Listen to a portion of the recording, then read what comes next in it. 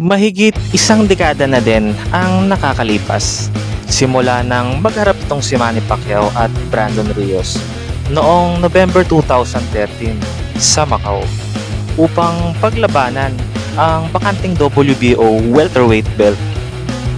Ating balikan ang laban ni Manny Pacquiao kung saan sinasabing lumabas daw ang 8 kamay nito. Ating matatandaan na insulto nitong si Rios si Manny Pacquiao at ang mga pangtatrash talk na ginawa niya ay ito ang kabayaran.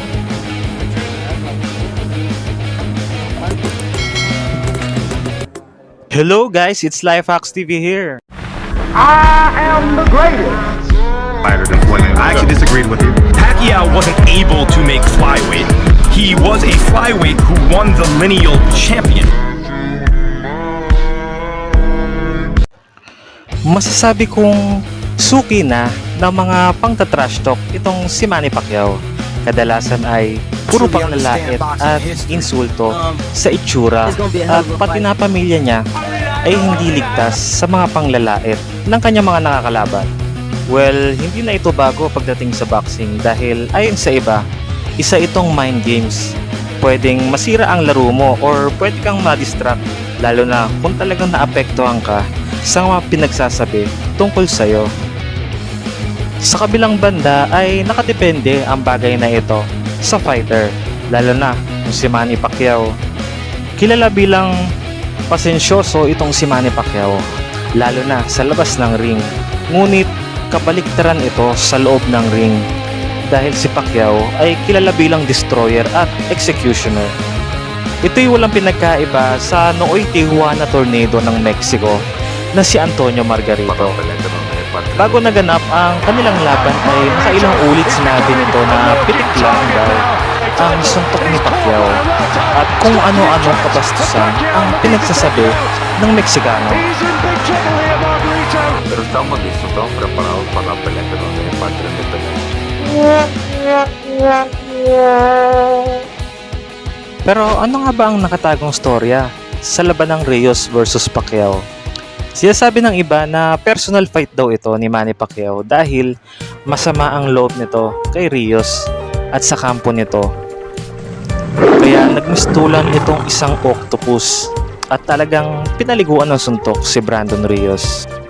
Taong 2012 ay isa sa pinakapangit na taon para kay Manny Pacquiao dahil dito niya natanggap ang 2 sunod na talo sa kanyang karir.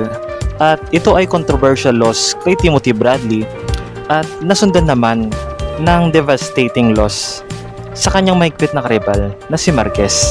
Dahil sa natanggap na talo ni Manny Pacquiao ay sari-saring mga negatibong opinion ang naglalabasan mula sa mga kapwa boxer at sa mga fans. May mga nagsasabi na humina na daw si Manny Pacquiao. Sa ibang komento ay naniniwalang makakabalik si Manny Pacquiao pero hindi na ganong kagaling gaya ng dati dahil baka damage na daw ito at nawala na ng confidence sa pagkatalo niya.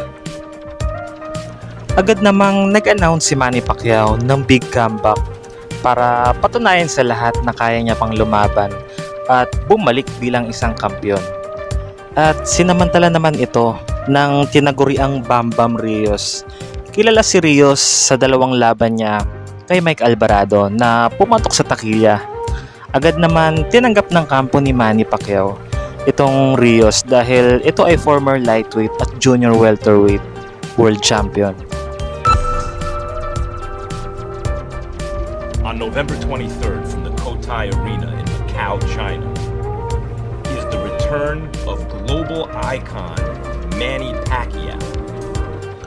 Matapos ma-finalize ang laban, dito na gumawa ng mga kung ano-anong kabulastugan itong si Brandon Rios dahil sa mga hindi nakakaalam ay malapit na kaibigan nito ni Antonio Margarito na parehong trash talker. Habang pinaghahandaan ng training si Pacman ay ganun din ang mga kung ano-anong mga insulto at panglalait ang nanggagaling sa kampo ng hambog na Meksikano. Subalit, hindi naman pinapansin ni Manny Pacquiao ang lahat ng pinagsasabi ni Rios. Pero magbabago pala ang katahimikan ni Manny Pacquiao dahil ito pala ang nagpagdadala upang lumabas ang galit ng isang Pacquiao dahil pinagtulungan ng kampo ni Rios si Freddie Roach sa isang gym sa Macau. Makikita dito na kinuyog at sinipa ni Alex Ariza itong si Freddie Roach. Sa mga hindi nakakaalam, si Alex Ariza ay long-time conditioning coach ni Manny Pacquiao. Pero dahil sa hindi pagkakaintindihan ay umalis ito sa Team Pacquiao at lumipat sa kampo nila Rios. Lubhang nasaktan si Manny Pacquiao sa nangyari kay Freddie Roach dahil alam naman natin na malapit ito sa isa't isa at para niya na din itong isang ama. So it was white and me. I have a lot of white here in my head. When I first met him, he showed me 2 fights of him getting knocked out. According sa balita ay pinag-ugatan ng away ay hindi pagsunod ng kampo ni Rios sa nakatakdang usapan nila sa hatian sa oras sa gym. Kaya nauwi sa mahabang diskusyonan at umabot pa sa sakitan. Ito ang nangyari nang sumapit na ang fight day. Tara na't panoorin natin kung papaano bugbugin ni Manny Pacquiao at ipahiya ang aruganteng boksingero na ito sa harapan ng libo-libong manonood. From Sarangani Province, the fighting pride of the Philippines, 8-time world champion. Double the right leg right there. But Southwest don't double the right leg. 3 to that leg. Manny Pacquiao. And he's off to a hot start in round number. Oh, good punch. Perfect shot. He stepped on Rios' jab and now he plays that move. Best punch if I can take down so far. See that the whole Rios up. The knockout of Manny weighs 140 pounds and welterweight and above. Pacquiao, when he's first, wears his opponent down with these kinds of punches.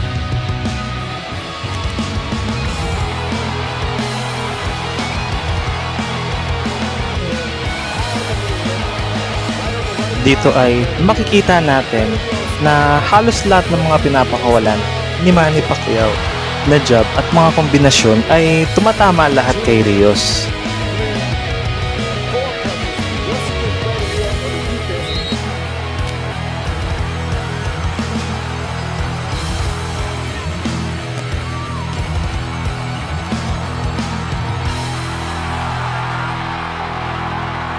Hindi man bumagsak si Rios ay makikita mo na halos walang naipanalong round si Rios. Ito ay one-sided unanimous decision.